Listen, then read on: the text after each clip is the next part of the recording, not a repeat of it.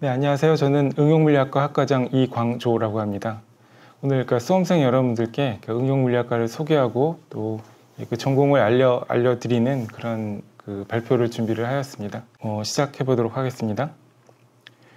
예, 첫 번째 페이지 이제 응용물리학과 소개고요. 저는 이광조 학과장이고, 예, 제가 오늘 발표를 시작하기 전에 저희 학생회 또 재학생들을 통해서 우리 수험생들이 좀 궁금해할 만한 그런 내용들을 이제 무엇이 있을지 한번 이제 물어봤습니다. 첫 번째는 이제 물리와 응용물리의 이제 어떤 차이가 무엇일까라는 거를 이제 학생들이 궁금해할 거라고 얘기를 했었고, 두 번째는 이제 저희가 운영을 하고 있는 전공 트랙, 그 다음에 이제 융합 전공이 있는데 이제 그런 것들에 대해서 수업 운영이 어떻게 되는지에 대해서 이제 궁금할 거라고 이렇게 얘기를 들었고요. 또 세 번째는 이제 역시나 또 우리 학생들이 가장 관심이 많을 게 이제 우리 응용물리학과를 졸업하면 어떤 진로를 가질 수 있고 또 어떤 직업을 가질 수 있는지 등등에 대해서 이제 궁금할 거라고 이제 얘기를 들었습니다. 그래서 그것과 관련해서 좀 얘기를 이렇게 좀 풀어가도록 하겠습니다. 예, 저희 응용물리학과는 말 그대로 이제 물리를 베이스로 하지만 이제 응용에 좀 더 이제 중점을 두고 있습니다. 그래서 이제 화면을 보시면 이렇게 순수 물리, 그다음에 응용물리, 또 이제 공학, 기술, 산업 이렇게 되어 있는데, 이 응용물리는 정말 물리학 분야를 연구를 하는 이제 순수 물리와 그다음에 공학, 또 기술 분야, 그러니까 뭐 테크놀로지, 엔지니어링 뭐 이런 분야와 또 이렇게 연관이 있습니다. 그래서 그 중간쯤에 있다라고 이제 볼 수가 있겠는데요. 예, 그래서 작년에도 이제 제가 신입생들한테 학생들이, 그러니까 너희들은 뭐 응용을 보고 왔니? 아니면 이제 물리를 보고 왔니? 이렇게 물어봤었는데, 예, 정말 반반 갈리더라고요. 그래서 반은 물리를 보고 왔다. 나는 물리를 공부하고 싶다. 라는 친구들이었고, 또 반은 이제 반도체나 또 포토닉스 등등 여러 가지 이제 기술 분야, 또 응용, 또 공학 분야에 대해서 이제 관심이 있어서 왔다라고 이제 얘기를 들었습니다. 물론 공학 분야도 이렇게 연구를 하려면 이제 역시나 또 이론들을 많이 알아야 되고 또 실험 분야도 많이 알아야 되는데, 그런 어떤 기초가 되는 부분들을 이제 응용 물리 부분에서 채울 수가 있을 거고요. 또 물리 공부를 원하는 학생들도 또 그것에 맞춰서 이렇게 커리큘럼이 잘 짜여져 있기 때문에 여러분들이 원하는 공부를 할 수 있을 거라고 생각을 합니다. 예, 물리 분야에는 이제 여러 가지가 있는데요. 이거는 이제 저희 한국물리학회에 보면 여러 가지 이제 분야들이 나와 있습니다. 그래서 핵물리, 뭐 응집물질 물리, 응용물리, 통계물리, 물리교육 등등 여러 가지 분야들이 있는데요.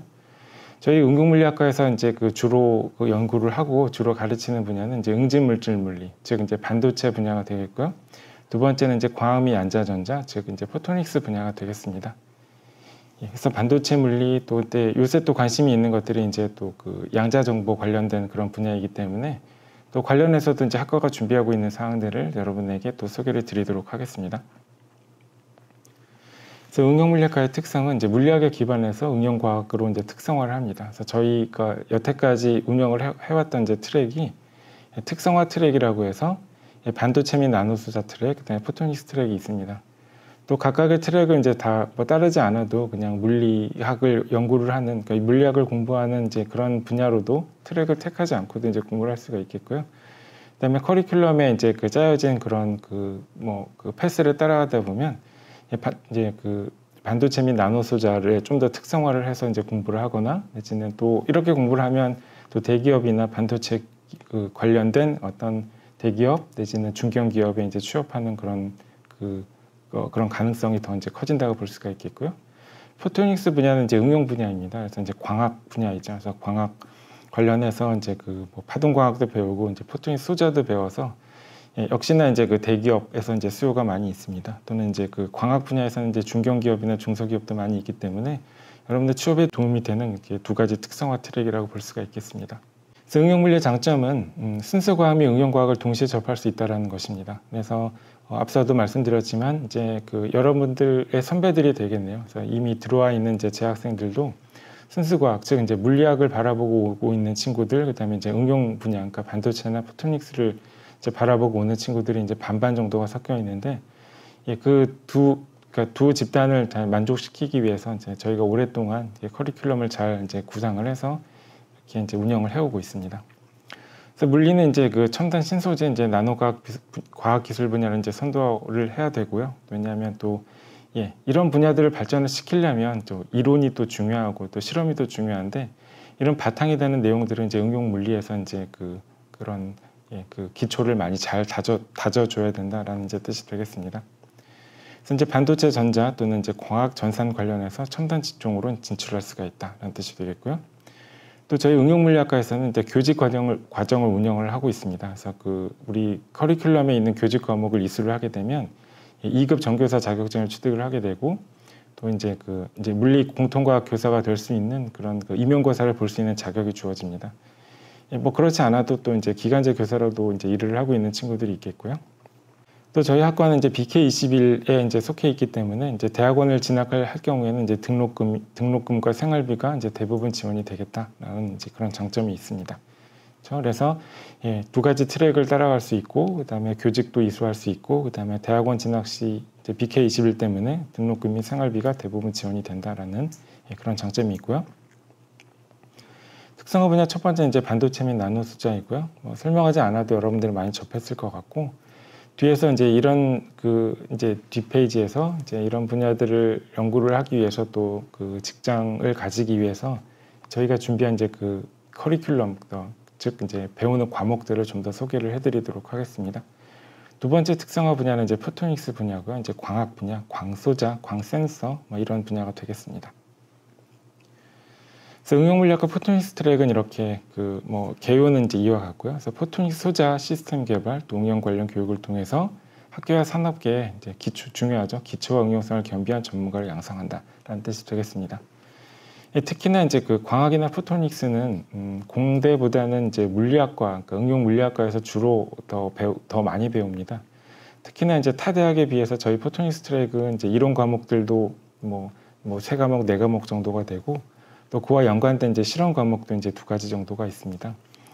보통 이제 응용 물리학과가 아닌 물리학과에서는 광학 과목이 1학기거나 2학기 정도만 이제 이렇게 학문적으로 가르치는 경우가 많은데, 저희는 이제 포토닉스 트랙을 특성화를 해서 이제 포토닉스 분야에 대해서 좀 더 이론과 실험을 동시에 이제 강조를 하는 교육을 통해서 전문가를 양성하고자 하는 그런 교육을 이제 실시를 하고 있습니다. 그래서 포토닉스 실험, 또 광학 설계 시뮬레이션, 또 실험 과목도 있고요. 그렇게 기초 응용성을 겸비한 인재를 양성하는 것을 목표로 하고 있습니다. 그래서 포토닉스 트랙 과목은 이와 같습니다. 또 이제 경희대학교의 정책으로 이제 단일 전공도 가능하고 이제 다전공도 가능한데요. 단일 전공은 이제 응용물리학과만을 전공하는 거고, 다전공은 이제 옛날 말로 하면 이제 복수 전공이 되겠죠. 또 부전공 등등 여러 가지 그런 과정이 이제 그런 이제 우리 응용물리학과에 속해 있으면서 타학과도 전공할 수 있는 그런 과정이 되겠습니다. 어쨌거나 포토닉스 트랙의 이제 필수 과정은 이제 포토닉스 개론, 또 프리의 광학, 전자기학 2, 이제 포토닉스 실험 등 이론과 실험 과목이 이렇게 잘 나눠져 있고요. 또 전자기학은 또 이제 광학 분야의 어떤 이제 기초이기 때문에 또 이제 필요한 내용이 되겠습니다. 또 선택 과정은 이제 포토닉스 소재 과목, 그다음에 광 설계에 관련된 포토닉스 디자인 과목, 그다음에 이제 양자역학 2가 있겠는데요. 양자역학 2에서는 이제 레이저 기본 이론을 배우게 되고, 또 이제 양자는 또 많이 여러분들이 접해봤겠지만, 포톤, 그러니까 광자도 이제 이중성을 가지고 있죠. 그 이중성을 가지고 있는 여러 가지 실험들을 이제 역사적인 실험들을 살펴보면 대부분 이제 광학 실험으로 이루어져 있습니다. 그래서 광학과 양자역학은 굉장히 연관이 많이 되어 있죠.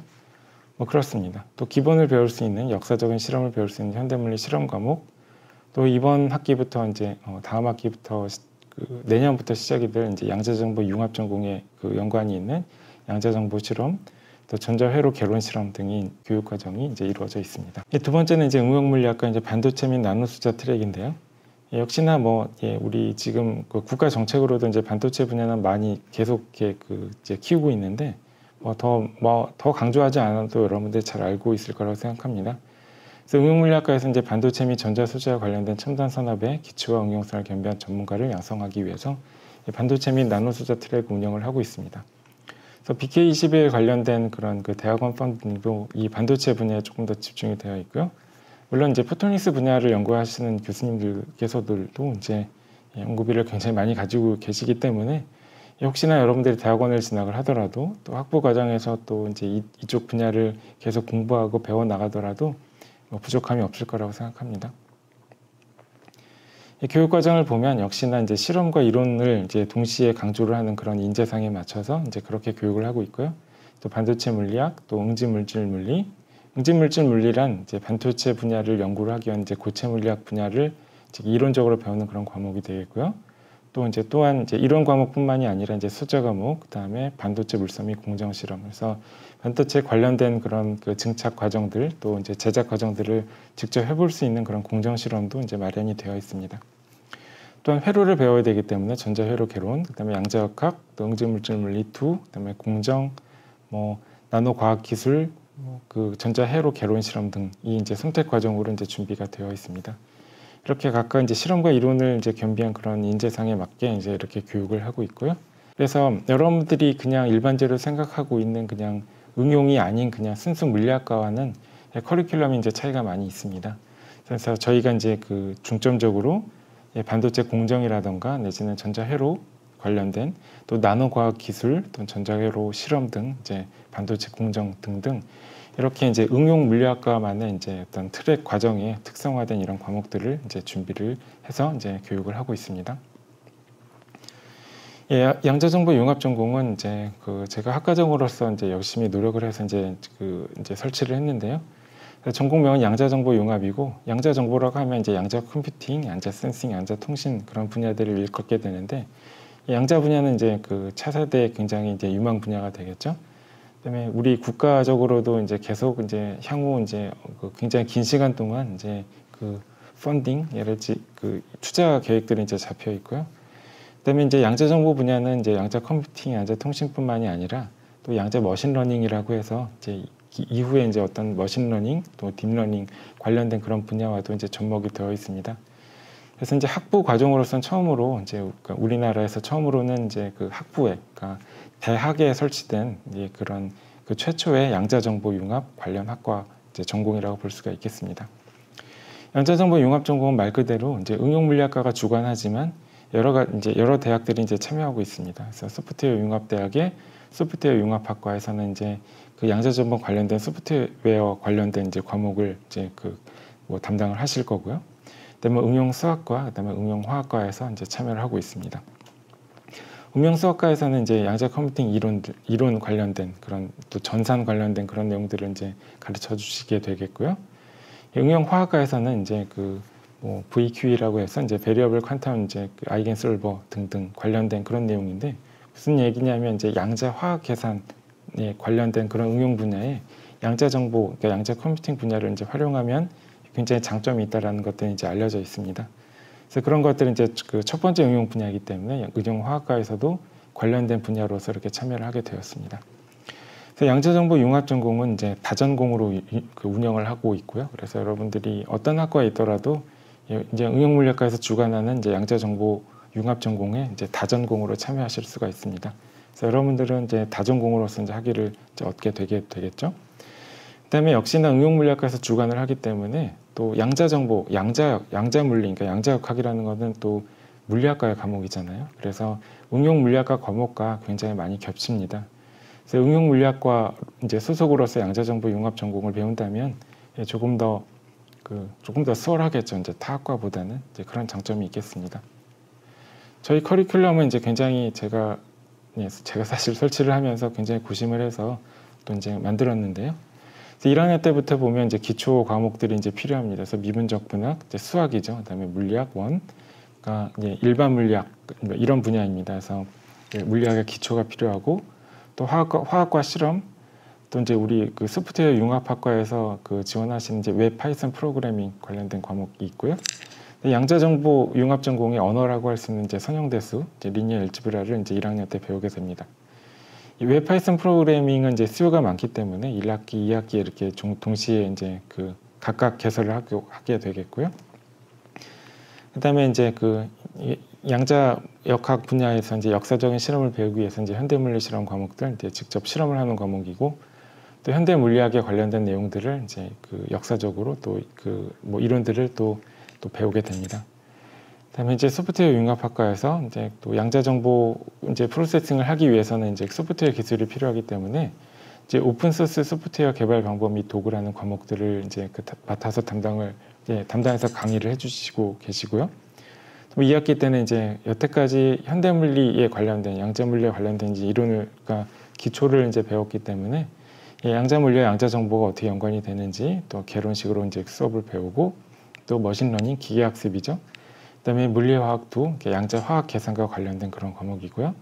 또 그 양자 정보 실험을 하기 위한 여러 가지 이제 그런 방법들 중에 또 가장 중요한 방법이 또 이제 광학 포토닉스를 이용한 방법인데 따라서 이제 포토닉스 개론, 포토닉스 실험, 또 오픈소스 소프트웨어 개발 법인 도구 이런 것들을 또 배우게 됩니다. 역시는 이제 오픈소스 소프트웨어도 이제 수요가 많기 때문에 1학기, 1, 2학기 이제 각각 개설을 하게 되겠고요.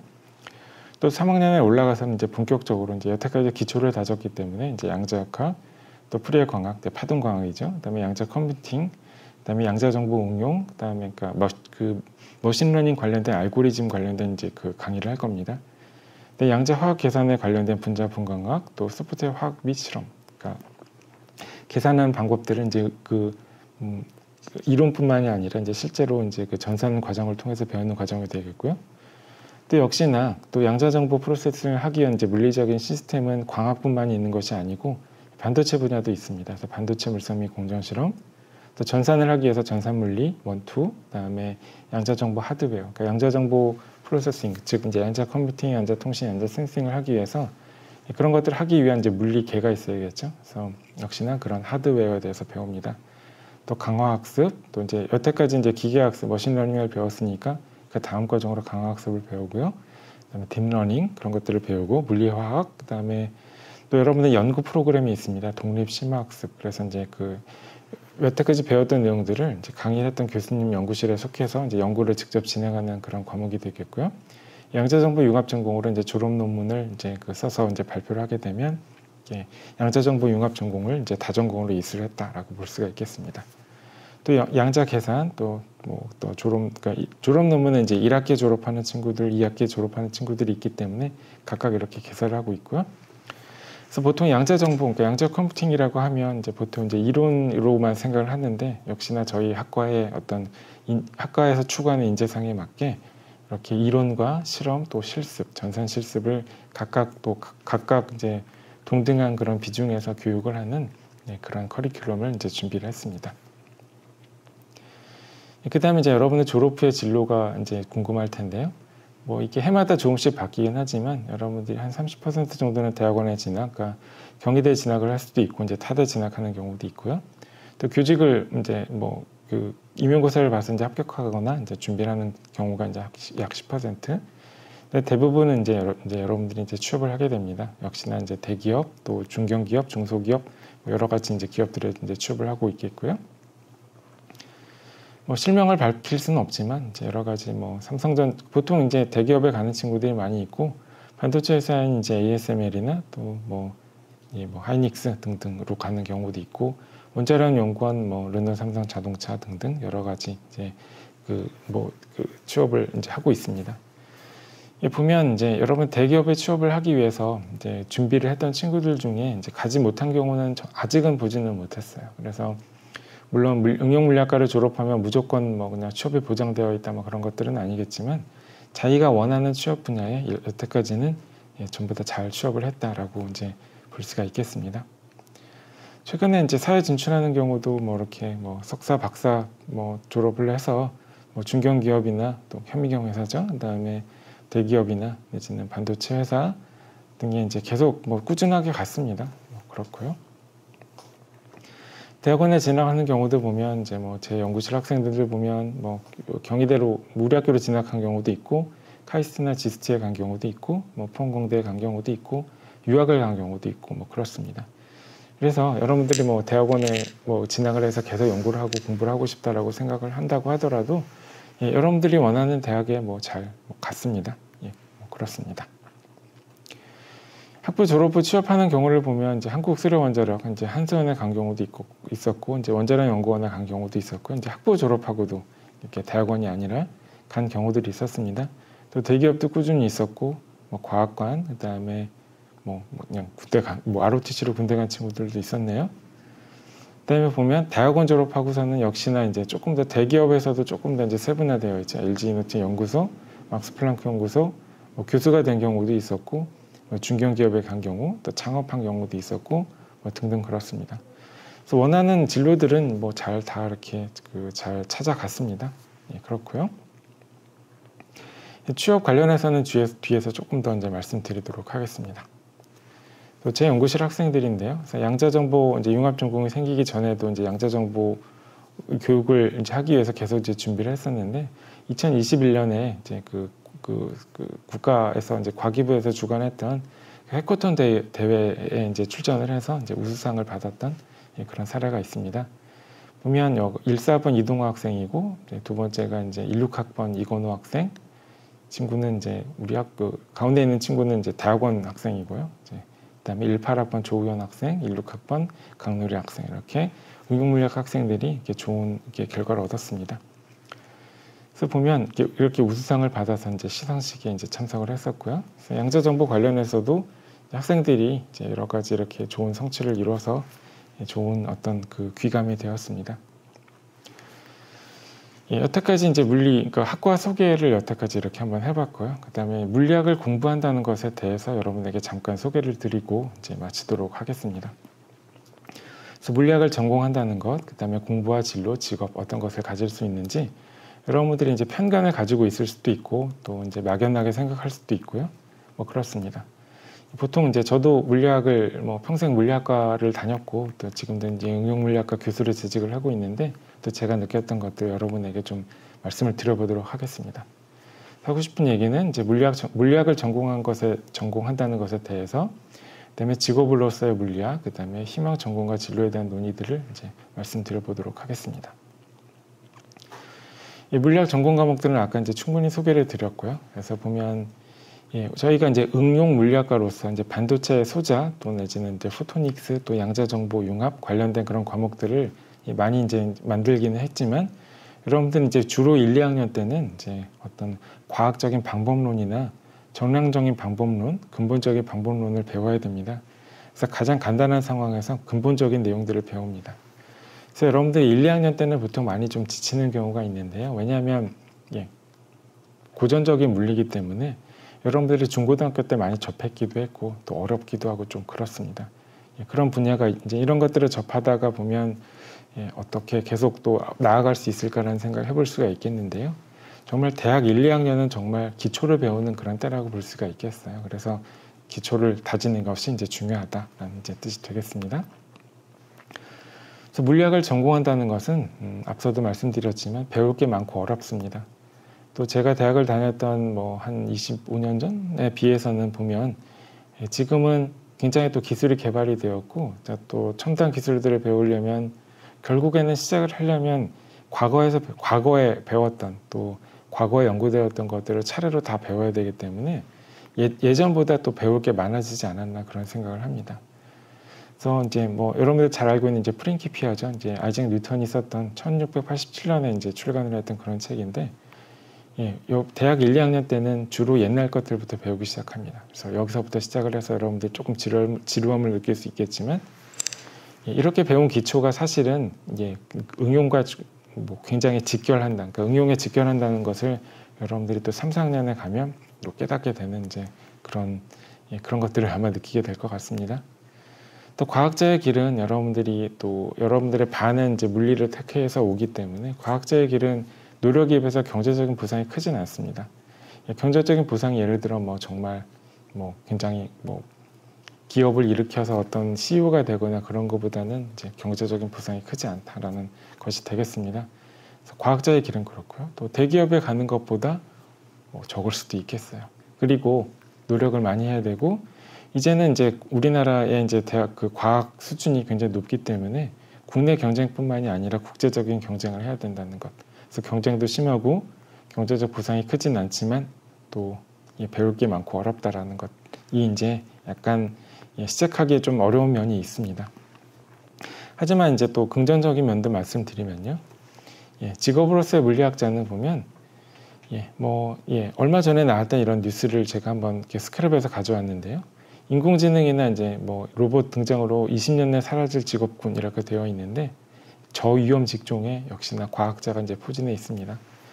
과학자는 이제 창조적인 과정이 필요하고 또 영감이 필요한 그런 일이기 때문에 아무래도 또 더 미래는 어떻게 될지 모르겠지만 아무래도 이제 저위험 직종이라고 볼 수가 있겠다라는 뜻이 되겠네요.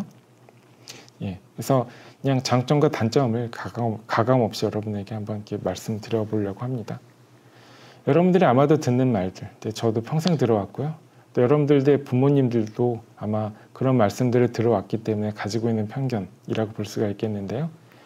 저는 응용 물리학과에 속해 있기 때문에 또 학과장이기 때문에 없는 사실을 여러분에게 말씀드려서 뭔가 좀 꼬드기거나 그럴 생각은 없습니다. 그냥 사실을 말씀드릴게요. 첫 번째, 응용물리학과에 나오면 응용물리학과를 졸업하면 공대보다 취업이 안 된다. 생각해 볼 문제가 있는데 이게 굉장히 단순화된 문장이에요. 첫 번째, 학교 레벨 때문에 경희대 나왔기 때문에 또 학과명 때문에 응용물리를 나왔기 때문에 취업이 제한된다. 자신 있게 놓으라고 말씀드릴 수 있어요. 그렇지 않습니다. 공대는 학점이 엉망이라도 취업이 쉽다? 그렇지 않습니다. 학점이 좋아야 돼요. 당연히 공부를 잘해야 여러분들이 학점이 좋아요. 진로가 많이 열리게 되겠고요. 그 다음에 학교 레벨 때문에 학과명 때문에 취업이 제한되는 경우는 없었습니다. 경희대와 경희대 응용물리학과의 위상이 그렇게 낮지 않아요. 취업할 곳 자체가 적다. 그렇지 않습니다. 왜냐하면 공대라고 생각을 해보면 공대는 학과가 굉장히 많고 인원이 굉장히 많죠. 또 그렇게 많은 이유는 수요가 많기 때문입니다. 수요가 많으니까 공급도 많은 거고요. 응용물리는 그보다는 공대생들보다는 이제 인원이 적죠. 정원이 적죠. 하지만 저희의 적은 인원이 가고자 하는 그런 취업처는 저희의 그 적은 인원보다 많다라고 볼 수가 있겠네요. 당연히 응용물리학과에 나와서 현대자동차의 어떤 자동차 개발하는 데 가지는 않겠죠. 당연히. 그렇죠? 하지만 응용물리학과를 졸업해서 반도체 분야나 포토닉스 분야를 배우게 되면 여러분들 선배들이 많이 갔어요. 이제 그렇게 대기업에 가고 중견기업에 가고 잘 갔습니다. 취업 학벌 자체가 적지 않습니다. 그래서 걱정하지 않아도 좋을 것 같아요. 제가 많이 들었던 말이 응용물리학과 나오면은 병원에 취업하나요? 그런 얘기 많이 들어봤어요. 왜냐하면 물리치료? 물리치료와 물리는 관련이 없습니다. 여기서 말하는 물리는 다른 내용이고요. 여러분들이 아마 여러분들에게 조언을 하는 많은 분들이 이렇게 말씀하실 거예요. 물리를 배우면 취업을 어떻게 하는지 취업 안 되는 거 아니냐 이렇게 얘기를 하시는데 여러분들 한번 반문해 보세요. 응용물리학과에서 뭘 배우는지 아시냐고 한번 여쭤보면 다들 대답을 많이 못 하실 거예요. 무슨 말이냐면 다들 여러분들 주변에서 여러분을 걱정해서 하시는 말씀이지만 주로 이런 말씀을 하세요. 병원에 취업하니 물리치료? 이렇게. 보통 이렇게 뭘 배웠는지 잘 모르시면서 조언을 하는 경우가 많다는 게 되겠습니다. 그래서 여러분들 선배들도 많이 그랬어요. 여러분들의 선택이 나쁘지 않았다는 것을 증명해 보이겠습니다. 라는 얘기들을 재학생들이 많이 합니다. 응용물리학과에서는 앞서 소개드렸듯이 반도체, 포토닉스, 양자정보, 융합전공 관련해서 커리큘럼을 짜고 또 이론과 실험과 실습을 겸비한 인재상을 추구하고 있습니다. 그런 것들을 추구하고 있는데 취업할 곳이 없다거나 취업이 안 된다거나 그런 일이 없겠죠. 당연히. 그렇습니다. 어떤 선배들이 이렇게 얘기합니다. 저는 교수라서 교수가 얘기하면 보통 여러분들 잘 압니다. 근데 여러분들이 선배가 3, 4학년, 2학년 선배들이 1학년한테 하는 말은 잘 믿습니다. 전과해라. 수능 다시 봐라. 이거는 굉장히 위험한 말이에요. 무슨 말이냐면 여러분들 선배들도 학부생으로서 사회에 진출해 본 적이 없습니다. 그런데 여러분에게 조언을 감히 하는 것은 맞지 않아요. 사실은. 그래서 하고 싶은 말은 여러분들이 제가 응용물리학과가 좋다 나쁘다라기보다 저는 사실을 얘기를 하는 거고 여러분들이 이런 선택을 할 때는 여러분들이 주관을 가지고 여러분들이 뭘 원하는지 가지고 여러분들이 스스로 판단하면 좋겠다라는 뜻이 되겠습니다. 그렇죠? 어떤 선배가 이런 말을 한다면 선배님 성적이 어떻게 되는지 왜 전과 안 했는지 그런 걸 꼭 물어보세요. 대답을 못 할 겁니다. 그렇죠? 여러분들에게 조언을 하는 거는 다들 좋은 마음에서 하시겠지만 여러분들이 항상 주관을 가지고 판단을 하시길 바라겠습니다. 물리학 공부와 또 전과 다전공 여러 가지가 있죠. 또 우리 경희대학교는 다전공을 굉장히 이제 장려합니다. 그래서 저희 전공 필수 학점이 좀 적고 타학과 공부들을 많이 할 수 있도록 응용물리학과에 들어와도 전자정보대학이나 또 타학과, 원자력공학과나 등등 관련 있는 그런 학과들에서 다전공을 할 수 있도록 학교에서 많이 배려를 해주는데요. 그런 학생들에게 굉장히 좋은 정책인데 그래도 여러분에게 하고 싶은 말은 다전공을 하려면 이게 취업이 잘 돼서 남들이 좋다니까 라고 그런 이유로 택해서는 안 되고요. 여러분들이 택하고자 하는 다전공을 여러분은 좋아해야 됩니다. 그걸 재미있어 해야 되고, 내가 자려고 누워도 그런 과목들이나 그런 전공을 생각해 보면 막 하고 싶다, 설렌다 이런 생각이 있어야 돼요. 그래서 역시나 반복적인 얘기지만 어떤 전공을 다전공을 하던 또 응용물리를 택하건 간에 본인이 직접 판단을 해서 본인 스스로 주관을 가지고 판단을 하기를 바라겠습니다. 그 다음에 그냥 뭐 몇 마디 듣고 여러분들 진로를 진로를 택하거나 하지 마시고, 지금은 이제 굉장히 정보가 많은 시대이기 때문에 항상 인터넷에서 많은 정보를 수집하시고 또 주변에 물어보시고 전문가에게 물어보고 선생님이나 교수님께 여쭤보고 이렇게 판단을 하시길 바라겠습니다. 그래서 앞서 잠시 말씀드렸지만 취업과 진학을 위해서 여러분들이 준비를 해야 될 것은 이렇습니다. 그냥 어떤 학과를 나왔기 때문에, 어떤 명문대를 나왔기 때문에 뭐 자동으로 취업을 하거나 대학원에 가게 되는 경우는 없어요. 여러분들이 준비를 해야 될 거는 지금 우리 경희대 응용물리학과는 충분히 좋기 때문에 취업을 하기 위해서는 이 정도의 학점이 필요합니다. 3.2, 3.8 사이의 학점을 가져야 취업을 잘할 수 있고요. 또 영어 성적을 가지고 있어야 되고, 또 제2외국어 성적이 있으면 좋더라고요. 또 장점이 있고, 또 저희 학과에서 만들어줄 수 있는 것들은 이제 연구실에 속해서 여러분들이 연구를 하게 되면 학회 발표를 하거나 또 졸업 연구 발표를 했을 때 뭐 우수상 입상을 한다거나 등등을 가지고 여러분에게 좀 더 플러스 알파를 이제 만들어줄 수가 있습니다.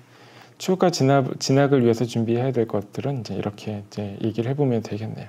그래서 생각보다 크게 중요하지 않은 것은 이제 다전공, 부전공, 보수전공 등등은